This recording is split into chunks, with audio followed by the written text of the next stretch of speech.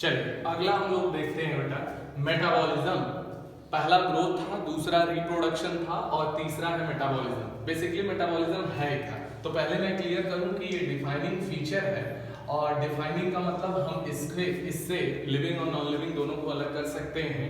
Feature और property यहाँ पर लूज वर्डिंग्स में दोनों यूज किया जाता है, जबकि एग्जैक्ट है फीचर, क्योंकि मैंने आपको बताया था मेटाबॉलिज्म अगर आप देखेंगे तो आपको डाइजेशन में जितनी रिएक्शन है वो सब एलिमेंट्री कैनाल के अंदर दिख सकती हैं। अगला यहाँ पर sum total of all the reaction. All the reaction मतलब क्या है, कैटाबॉलिज्म हो या फिर एनाबॉलिज्म। मतलब कैटाबॉलिज्म का मतलब क्या है, चाहे वो डिसोसिएशन हो चाहे वो एसोसिएशन हो, तो दोनों तरह की रिएक्शन मतलब किसी भी लिविंग बॉडी के अंदर चलने वाली सारी रिएक्शन, चाहे वो कैटाबॉलिज्म डिसोसिएशन की हो चाहे वो एनाबॉलिज्म एसोसिएशन की हो, उन्हें हम मेटाबॉलिज्म कहते हैं। लेकिन उस ऑल रिएक्शन में से एक रिएक्शन को अगर हम लोग निकाल लें तो उसे मेटाबॉलिज्म नहीं बल्कि मेटाबॉलिक रिएक्शन कहा जाता है। जैसे डाइजेशन के अंदर बहुत सारी रिएक्शंस एलिमेंट्री कैनाल में चल रही हैं, कार्बोहाइड्रेट, प्रोटीन है, लिपिड है, फैट है, सबका डाइजेशन चल रहा है अलग अलग, बहुत सारी thousands of the chemical reaction जो चल रही हैं वो सब मिला के कैटाबॉलिक एनाबॉलिक वो सब मिला के कैटाबॉलिज्म है। लेकिन अगर उसमें से केवल और केवल एक कार्बोहाइड्रेट को डाइजेस्ट करने वाली रिएक्शन आप अलग से स्टडी करें तो it is the metabolic reaction. तो basic difference in the metabolism और मेटाबॉलिक रिएक्शन। मेटाबॉलिक रिएक्शन एक आइसोलेटेड फॉर्म है और मेटाबॉलिज्म एक कंबाइंड फॉर्म है कि पूरी की पूरी रिएक्शन को क्या बोलते हैं, मेटाबॉलिज्म।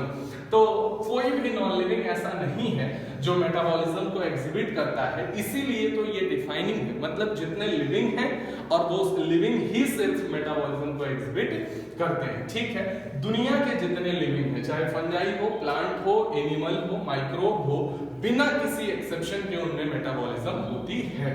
ठीक है, अगला बोला गया मेटाबॉलिक रिएक्शंस, मतलब बहुत सारी रिएक्शंस को can be demonstrate outside the body in cell free system. मतलब सेल के अलावा आप लेबोरेटरी के अंदर टेस्ट ट्यूब में या फिर अलग अलग बर्तन में अलग अलग रिएक्शंस को आप आसानी से सेल के बाहर भी डेमोन्स्ट्रेट कर सकते हैं, ये कोई मुश्किल बात नहीं है। लेकिन अगली लाइन बहुत इंपॉर्टेंट है, एन आइसोलेटेड मतलब इकलौती कोई एक रिएक्शन आप अलग करिए, एन आइसोलेटेड मेटाबॉलिक रिएक्शन या reactions outside body perform in a test tube is neither living nor non living. मतलब एक टेस्ट ट्यूब के अंदर जो आप रिएक्शन परफॉर्म कर रहे हैं, एग्जांपल के तौर पे कार्बोहाइड्रेट का अगर आप डाइजेशन कर रहे हैं, मतलब परखनली में रोटी डाल दिया और उसके अंदर बहुत सारे डाइजेस्टिव एंजाइम डाल दिए कार्बोहाइड्रेट वाले, तो वो एक आइसोलेटेड मेटाबॉलिक रिएक्शन है, मेटाबॉलिज्म नहीं है, क्योंकि metabolism is the sum total of all the chemical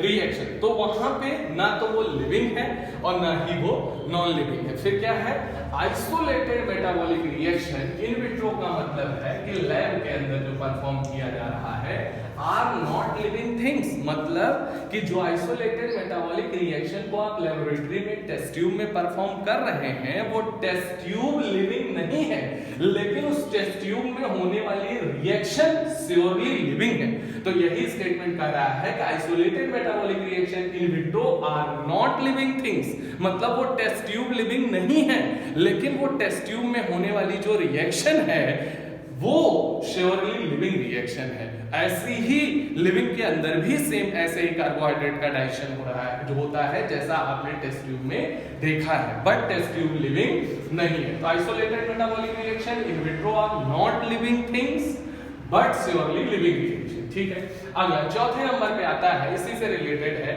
बहुत पहले से आप पढ़ते आ रहे हैं क्या, सेलुलर ऑर्गेनाइजेशन। और सेलुलर ऑर्गेनाइजेशन की अगर बात करें बेटा तो cell is the basic unit of life. और ये तो आप जानते ही हैं कि सेल थ्योरी में पहला स्टेटमेंट ही यही था, all organisms are made up of cell and their products. Okay, और साथ में ये डिफाइनिंग फीचर है। डिफाइनिंग का मतलब किसी नॉन लिविंग के अंदर, चाहे आपने बाउल्डर्स को देखा, माउंटेन्स को देखा, रेत के टीले देखे, उनमें कभी भी सेल का कोई भी कंपोजिशन नहीं होगा। तो इसलिए ये डिफाइनिंग है और अपने आप दिखता है, दिखाना नहीं पड़ता है, इसलिए फीचर है। लेकिन लूज वर्डिंग में हम लोग इसे प्रॉपर्टी भी कई बार बोल देते हैं, तो ये डिफाइनिंग फीचर और प्रॉपर्टी भी है।